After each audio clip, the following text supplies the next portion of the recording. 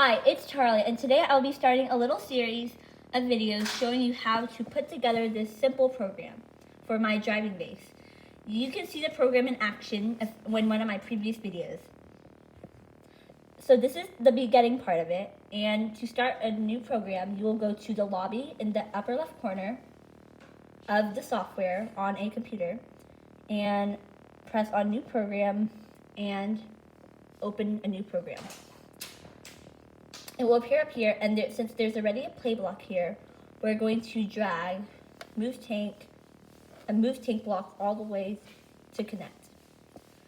Change rotations to seconds, and that is the speed, so I like to change the speed to 40. You can make it higher to go faster or lower to go slower.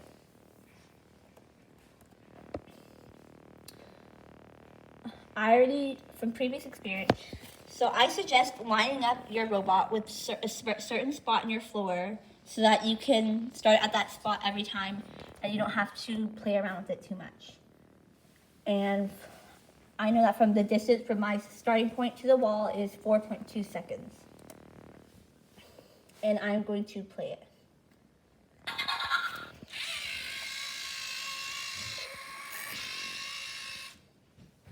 And then that is all.